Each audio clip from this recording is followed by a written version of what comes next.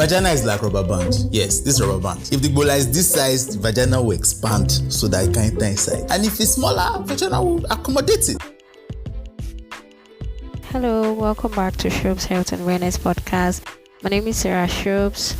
I'm a registered nurse from Lagos, Nigeria. So thank you for always coming back. And most importantly, thank you for always bringing somebody along with you to listen to this podcast.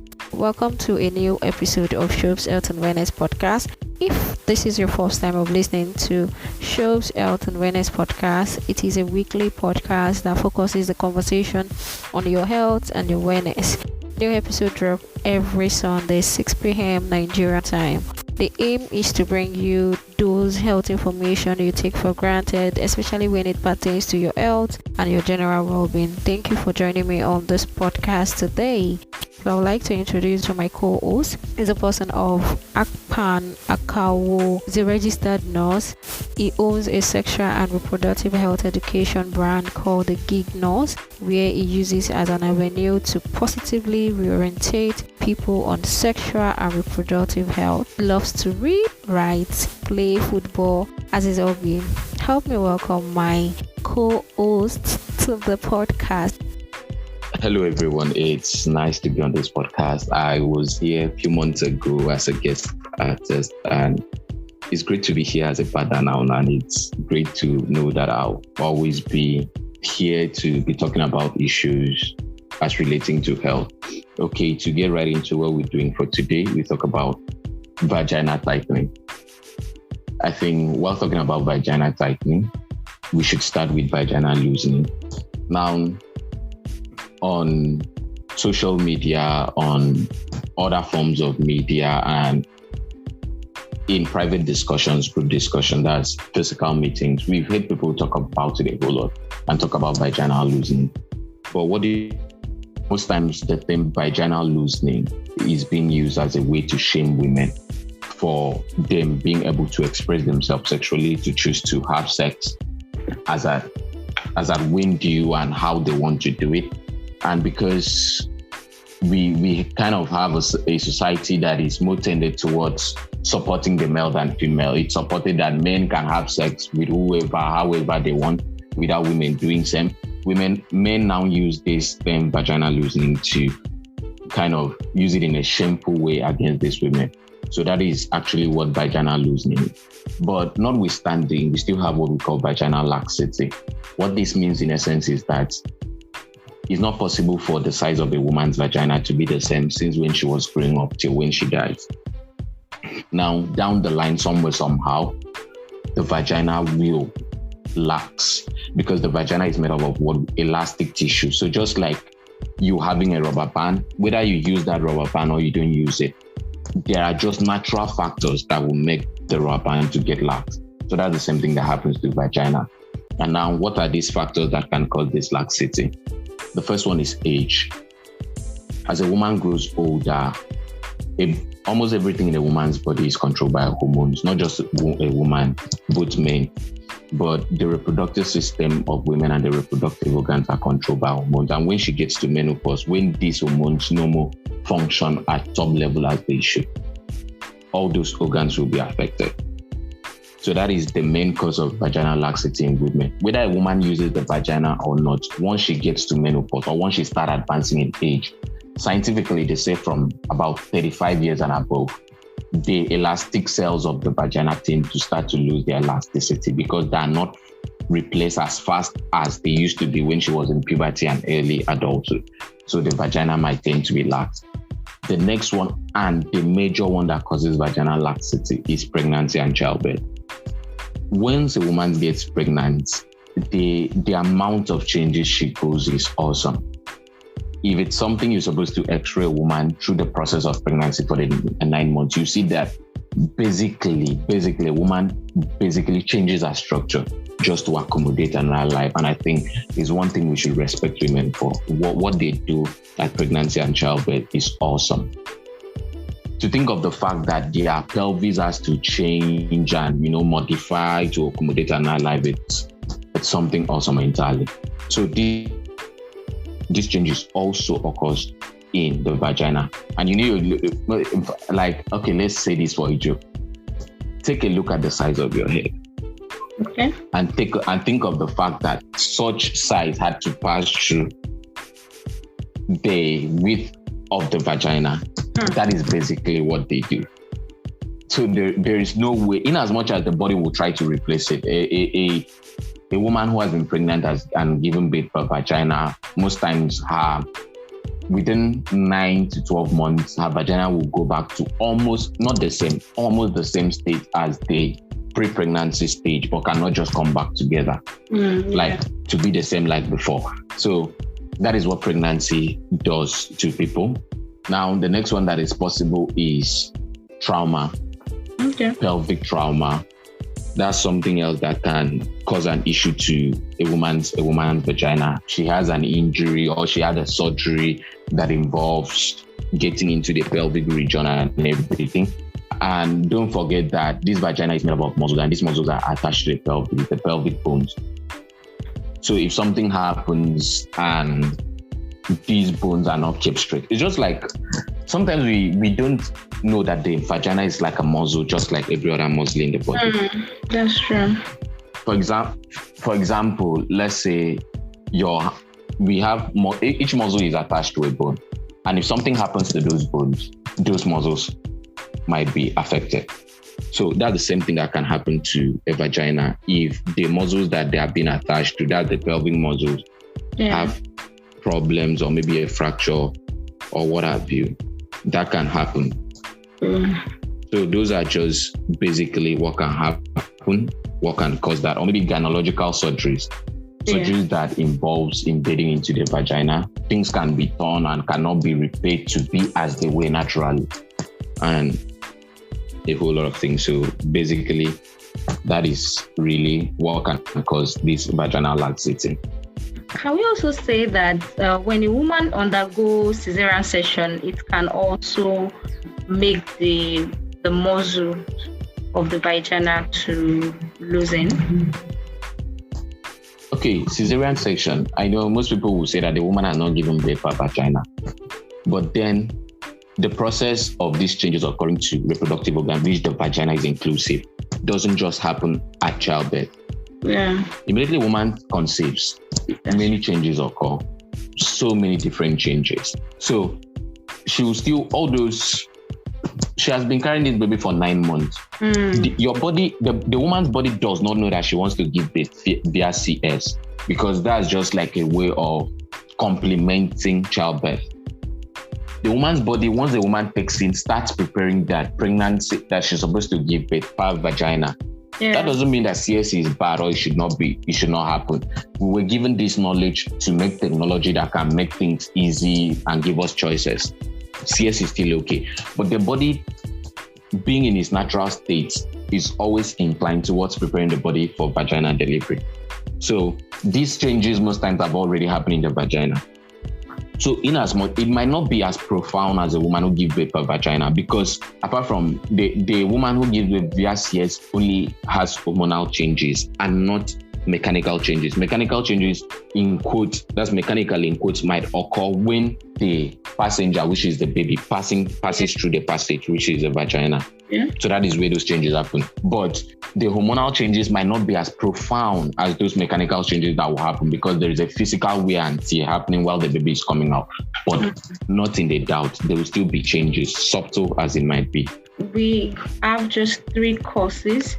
And the first one is the medical condition, that's when during childbirth, and also aging process can also be as a result, can also be a cause of vaginal loosening. And the third one is, please remind me. Trauma, or surgery to the pelvic region. Let me just add one more. We have intense exercises. Now this one is very rare, but it can happen. Because like I said, I'll keep repeating this again and again. The vagina is a muscle, and muscles are affected by weight. Just like people carry weight and they bulge up, they grow muscles of the arm, the chest, and the stomach and everything. People who carry, by virtue of how you carry your weight, it might affect your pelvic floor. And don't forget that the vaginal muscle is one of the muscles of not the only, but one of the muscles of the pelvic floor. So carrying of weight bulges a muscle, enlarges a muscle. So if you carry intense exercising that affect those muscles, it might have a possibility of enlarging the muscles of the pelvic floor, which I don't want to call it unfortunately, which the vaginal muscle might be one of them, which might get enlarged. Really? But do you know that probably we're still going to talk about it, you know, part of the things that would actually tighten the muscles of the vagina is exercise. And when we now talk about intensive exercise right now, you know, some women actually do exercise just to help build their muscle, and probably they know that it will probably have effect on their vaginal muscle. So are you trying to refer to weightlifting? Okay. Now, exercise, like I said, exercise is like a tool. It's like a two-way sword. Most likely, okay, let's say example, people who lift weights. Yeah. When you lift weight, you bulge most weights bulge the upper part of the body. And if you're not conscious enough to train yourself, the lower part of your body will diminish.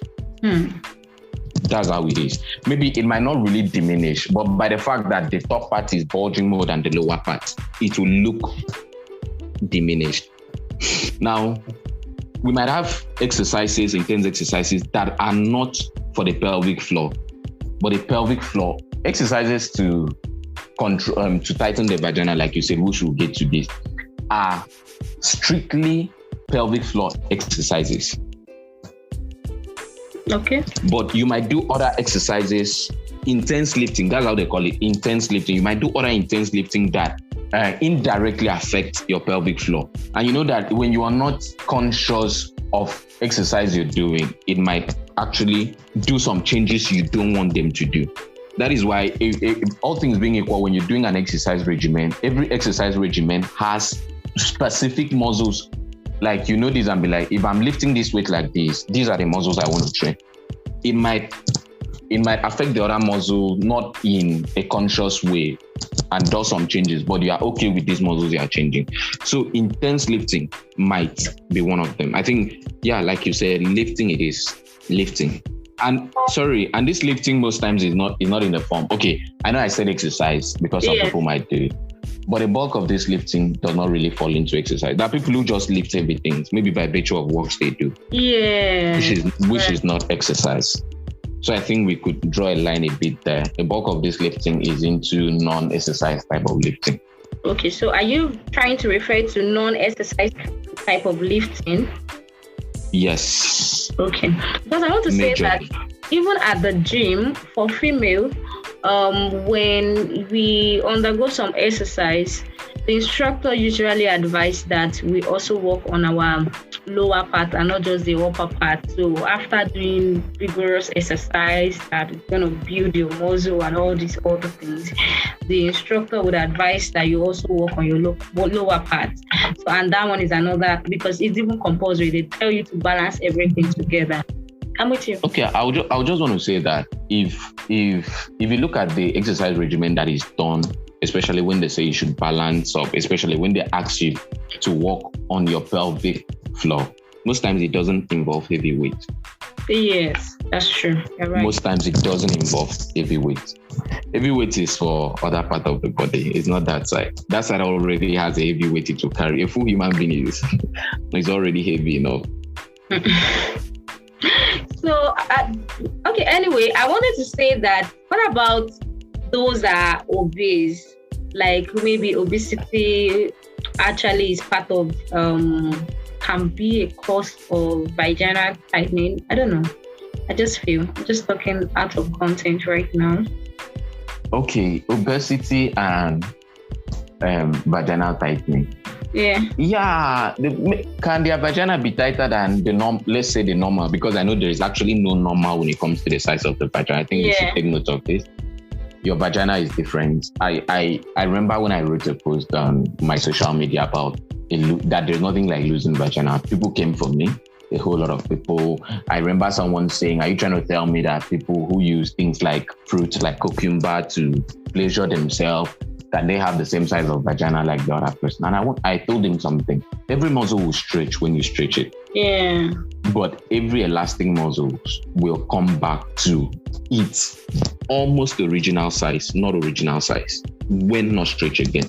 And now, why we say vagina cannot be loosened is that for someone who's used the vagina, let me use that word. I don't want to say frequently having sex. For someone who's used the vagina and for someone who doesn't use the vagina, you can't expect them to be the same size. That's true. But that doesn't mean the vagina is loose. When you say something is loose, it means it has break its elastic limit, that it cannot come back. For example, you stretch a band and it doesn't come back. Yeah. Now, every vagina will come back. Yes, it might not come back to look like, let's say, in quotes, pre-sex vagina. It cannot come back to look like that, in quotes, but it will still come back. Give it time. That's why if somebody who has been consistently having sex stops sex for a while, maybe some months, a year, there is a likelihood that she might feel, it might not be painful, but she might still feel a little bit uncomfortable on the first time she goes back to have sex. So basically that is how it is. Then for the fat part of it, like you said, now fat can infiltrate into everybody's parts. And just like it can occlude the blood vessels and the rest of the things, it's likely that it can, by virtue of the fat trying to look for space, it can reduce, because it's getting into tissues it's not supposed to get to. Yeah. It can reduce it. But that doesn't necessarily mean that fat people might have, let's say, a less wider vagina than other people. But the fat most likely can also influence it. So now let's talk about putting it together in the sense that if it's already lax, and how can you actually put it together? So we are going to move into that conversation now. That's how fun we talk about putting it together, because I'm not a pro in this topic at all. So I'm going to be giving you to talk about I'll just be contributing the little I know. Let's talk about putting it together. Okay. How can we put it together if it's already lax? Okay, I want to say that if it's lax, there's a reason it was made in an elastic form. Most times, give it time, naturally, it will return back to its normal state. Naturally, most times, just allow time to do its work. Okay, but let's say it has happened and, maybe it might take too long or for whatsoever reason. Like I said, it might be a trauma. Yeah, and when we talk about trauma, most times it has actually affected the normal functioning of the whole body and everything. So what do you do? Basically, we have basically three methods. We have surgery, laser procedures, and we have pelvic floor exercises. So maybe you could just call it 4 naturally. That's you allow time to do its job. Yeah. So first, let's start with natural. You allow time to do its job. It will do its job. It might take a while. It might not be. I think that's always the problem. It might not be as fast as we want it, but it will do its magic. Yeah. Like I said, no matter, even if somebody who's been having sex frequently and everything, if you give it time, the next time the person wants to have sex, it might even look as if it's the first time, a little bit of feeling uncomfortable. That's what time does. Because these tissues, they're elastic tissues, but when one shades off, another one is replaced. So there will always be that elastic tissue. Now we go to surgery. Most people see it like an easy fix. Just do surgery and go. But it might not guarantee a healthy vagina. Surgery is like an artificial intervention. Now, people do it a whole lot and people want to do it fast to get their vagina tight and everything. And sometimes it might lead to extreme discomfort and the likes. Now, we now have laser. Now, the laser procedure is a little bit, can I say, it might be a little bit related to surgery, but it's just that it loses laser power, heat. It's a procedure itself. They put some laser and there's how they do it, and it tries to bring together the walls of the opposite walls of the vagina. So now I think the most advisable and the cheaper, the surgery and laser procedures are actually very expensive. Yeah. The most advisable would be natural and pelvic floor exercises. Pelvic floor exercises are actually natural methods, but the only difference is that unlike the natural coming together in which you just relax and anything happens, in pelvic floor, you put in a little bit of work to enhance the process, the work being exercise. Normally, when people stay, the bulk of my muscle when I was 10 years old is not the bulk of the muscle I have now. That's true. That's just a natural growth. It will grow on its own. But we have someone who is, let's say, like 4 years younger than me, who might have more muscle than me. Why? Because he's exercising. The person has taken active role in training that muscle. That's just how I can simply differentiate between the natural and the pelvic floor. The pelvic floor is still natural, but you've taken an active role in well, I call it enhancing or hastening the process. So that's why most times they advise it for maybe pregnant women. They know that their vagina will return almost to the same state of pre-pregnancy. But let's say if it might take a year or two, let's just take for example, I'm not saying that's what it takes, but if it might take a year or two, why don't you do it in 6 months? So simply that's what pelvic floor exercises are. And the most common one is Kegel exercise. Everybody knows about that one. Yeah. Kegel, because it's simple to do. You can do it in your office depending on the type. You can do it anyway. You can do it while you are having fun. You can do it while eating. So that's Kegel. I think I've written on that on how to do Kegel exercises. I think we're still looking on a way we might need to do a video tutorial on that. But or an audio tutorial as the case may be. But that's the simplest. But we have other ones that are not as popular as Kegel, things like pelvic floor tilts, things like vaginal cones, in which they do a little bit of cone, just like people do cone, like the normal cone they use in training the arms. They can do a cone and you try to use it on how to train the muscle of the vagina. That's just how it is. So those are just the few of the pelvic floor exercises. So those are like the 3 ways of putting it together. Okay, so I was talking about the Kegel exercise. I said that even though people actually need to see how to do it, sometimes instructions can also just explaining how it's done. Yeah, so can you? Okay, like I said about the Kegel exercise, it's basically very simple to do, straightforward, and it's something you could do on the go. Like, unlike other forms of exercises that might need some specific and very certain equipment and the like, this one doesn't really need specific equipment. Now, the Kegel exercise is an exercise that has just been made to identify people who have made it in such a way that this exercise will identify the muscles of the pelvic, and the actions you'll be taking will be focused on training, on restoring the tone of those muscles, so that we can have back that laxity, that tension that was lost, leading to the laxity. So what it does is it identifies pelvic floor muscles. Then the process you take contracts and relaxes those muscles at intervals in such a way that it can return back those tone.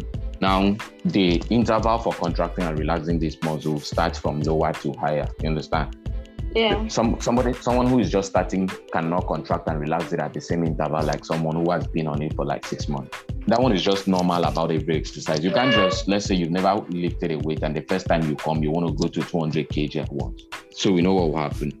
Yeah. So now, let me just give a little bit of tip and rundown. You can even use this to do a Kegel exercise if you do. I think these are just instructions I put up on one of my posts on social media. Now, the first thing is for you to identify the pelvic floor muscle. I know it's hard. We don't have X-ray eyes and the like. So how do you do this? You can do this by trying to stop your urine midstream. Okay. Like you are urinating and you try to stop it. Now, if your body can intrinsically focus, choose the muscle that can do that, normally we can stay and we contract our muscle. For example, if you say you can't contract your muscle, think of when you want to, maybe you're at a place you're not comfortable and you feel like passing stool. You contract and your body puts it inside. This is how you tighten yourself up and you help yourself there. So you can do that, but instead of trying to tighten your anus this time, you're trying to tighten your urethra to stop the urine from coming out. That's great. So if you cannot do that, you can put your finger inside your vagina, a clean finger for that matter, to stop infection. You can put your finger inside your vagina and you try to tighten your vagina around that finger. You try to make your vagina to clench that finger. So when you've been able to do that, automatically, even you can feel the muscle in your body that is twitching at that time. That is when you know that, I've identified my pelvic floor muscle. So when you've done that, because that's the most important part, the next thing you need to do is you pick a position you want to be using to do your exercise. Some people prefer lying down. Some people can lie by the side. Some people can sit and the likes. When you take your position, you contract that pelvic muscle you identified. That's you hold the contraction, you hold the muscle, you release it. Maybe it's advisable you start 5 seconds. Okay. So it's just like, let's say, you can use your hand. It's just like you clench your hand for 5 seconds. You know, when you clench your hand, you are contracting muscles that control the hand. So you clench it for 5 seconds, but this time not your hands, but that muscle you identify. So let's say you try to, just like you had tried to hold your urine midstream, just like you had done this way. You are not holding urine. So you contract for 5 seconds and you relax it for 5 seconds. Then you repeat the process again. Like you contract 5 seconds, release 5 seconds, contract 5 seconds, or like 5 times in a row. So let's say 5 seconds, that's 10 times 5 times. That's like roughly 1 minute. Yeah. So you do it for 1 minute, 5 seconds you contract. Then you repeat it for 5 times. That's 1 second. So that's how you do it. You can do it and you do it again, you do it again. Then as you build strength, instead of contracting for 5 seconds, you move now to 10 seconds. Okay. So now you try as much as you can to only be that you are contracting your vaginal muscle, because most times you might be tempted. You know, while you're trying to contract, you might try to clench your thighs together and your buttocks together, also contracting the muscles of the ends. So you try as much as you can to ensure that it's only your vaginal muscles that is tightening and that is being contracted, not the muscles of your thigh and anus. So now I know somebody will say, will I only do Kegel exercise for only 1 minute and go? No, you just repeat that process for 1 minute, but you can do it for like 1 to 10 times a day. You might not need to be in a row. You can do it, let's say in the morning, immediately you wake up.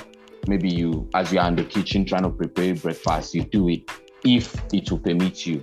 Or maybe you can just choose like 5 to 10 times in a day to just take out time and do it. What you do is that you do it like, you might do like 3 sets, 5 to 10 times. What it means is that, you know, I said you contract 5 seconds, like contract, relax 5 seconds for 10 times. That's 50 seconds. So you can do this 50 seconds 3 times in a row. It's like roughly 3 minutes or so. Then you repeat this 3-minute exercise for like 5 to 10 times a day. Yeah. So basically, that is how it's done. Now, let me just say this, because I know we're going to have some good men coming in to listen to this so that they can help the women in their life, mothers, sisters, spouses, significant others. I know there's this phenomenon that pelvic floor exercises, Kegel is mostly for women. Yeah, it's mostly for women, but it's also for men. Men can do it, especially for men who have issues with their pelvic floor muscles, who have issues, prostate issues, prostate surgery, incontinence. Incontinence is passing urine without, involuntary passage of urine. So they can do it. And they follow the same process like the women, which is the first, they have to identify their pelvic floor muscle. But unlike the women, how do they identify theirs? The same thing. They can stop their urine midstream, or they can put their hand, this turn, inside the anus and not, Vagina. They don't have a vagina. They don't even have a vagina. So they put it inside the anus and try to tighten. They try to tighten it around they try to tighten the rectum around their fingers. Okay. So that's it. So once they have been able to identify their muscle just like the women, they can follow the same process like women. If after doing your Kegel, you feel any pain in your abdomen or under your back, that means you're not doing it right. It's supposedly to be on your pelvic floor. It shouldn't come to you. That's why they're trying to say, try as much as you can not to also contract your thighs and your abdomen and your buttocks, because that will also mean that you're also training the muscles of the buttocks and the lower back and the legs, hence the pain. So that's it. And also, it's not only for pelvic, it's good. It's for pelvic floor strengthening. And this pelvic floor strengthening is not only to tighten your vagina, it's not only to stop incontinence or help you with your prostate. It can actually increase your sexual function and performance, because the penis is hooked to the muscles of the pelvic floor. The vagina is also hooked there. So if those floors are strengthened, just like a man who carries weight can carry more heavy things, and has more muscle strength and tension. Yeah. A man who does Kegel exercise, pelvic floor exercises, can function better sexually and perform better, which is something everybody likes. Kegel exercise, not just for women alone, men too can actually do the exercise. Yes. Exactly. People have come up with a whole lot of do-it-yourself. They call it DIY method. Now, different substances to use and a whole lot of things. We see a whole lot of things on the internet. I think of recent I've written about that on my social media. Most of these methods. There are so many. Some of them are not. Each of them are specific to locations and regions. And I'll just mention them. We have things like using lemon juice, using aloe vera, Epsom salt, cinnamon, turmeric, cloves, vinegar, herbs and spices, even wasps' nest, hot baths, alum, and the likes. Yeah. But I just want to say the one that is trending around our area, which is alum. Now, a lot of people are using alum they say it tightens the vagina. They do it a whole lot of ways. Some use it to douse their vagina. Some use it to sit bath. Some might make them sit it in their vagina. So they do a whole lot of things. Okay, so straight to alum. Now, when I first stumbled on that, it was funny actually, but I also realized that people will sell anything. It's just the way it is. But don't use alum or any of the substances I've listed to try to tighten your vagina. I'm going to speak from a scientific point of view, medically and scientifically. Some people claim it works. That's what people do. There may be some idiosyncrasies, which are just some specific manifestations to you, but there is no scientific backing that it actually works. Now, people also use that same reason to sell these products because we don't have much scientific research on it. People will be like, they're saying it doesn't work scientifically. Who has done study on it? But then I just want to point out a few points and just show you why you shouldn't use alum. Now, let's start with this. Alum has the same consistency with sand. If you look at their chemical composition and properties, almost similar with sand. Would you put sand in your vagina? That's what you should ask yourself. Never. Would you do a sit bath on sand? Never. That's what people who use alum should ask themselves. So how can a substance that has the same consistency, almost the same chemical composition with sand, related to sand, how does it find its way in kind or natural, or how do I put it? In kind, in the fact that you might say it's by vapor, or you put it directly, as in the case of people who soak their tampons on it, in the watery form of it and put it in how does it find its way into your vagina? Okay, that's one. Alum also has an antiseptic property. And we have been drumming it for people who have not heard it. Please do not try to wash your vagina with anything. Water will do. Your vagina is self-cleansing. God has already put this, how do I put it? For those who believe in God, or your body has already put the natural cleanser inside of it. So don't put anything. But then if you are crying that you shouldn't put antiseptic soap inside your vagina, and you are doing that, but here you are carrying alum that also has antiseptic property inside that same vagina, thereby destroying the natural flora, or maybe changing the natural flora, and most times you'll come down with infection. Now, for the people who argue that alum is good, it's just the frequency of how you use it or how much you use it. Please, who has brought out the dosage of it? Nobody knows the dosage. Everybody calls their dosage how they want it. So maybe I want to sell more. I'll be like, if you use one, it will not work. Use 10. Why? So that I can sell 10. So that's just what I want to say. Yes, there might not be enough scientific study to directly show and be like, alum doesn't work. Yes, there might not be enough scientific study to show that alum works. But then, from the studies we already have, properties of alum and everything, this is why you should not use alum. Because, like I usually say, it is better safe than sorry. Your body is doing its job. If you really want to do it, if you really want to get it through, do the pelvic floor exercises. It doesn't cost you anything. It's just your time. And then if you time it well, especially for people who do these pelvic Kegel exercises while they are sitting down, you can sit down on your office chair and do it. Yeah. People can sit down on a chair and tighten their vaginal muscle. So stick to that, or you allow your body to do what it has to do naturally. Stop buying all those uni pills and all those things that you're buying and stuffing it into your vagina and causing problem for yourself. Thank you, friends, for listening. Last one, if you want to stay up to date of our podcast, subscribe, follow on your favorite podcast app, and I will be back next week Sunday. Until then, please remember to be kind to yourself. Much love, peace, and have a beautiful week. Bye.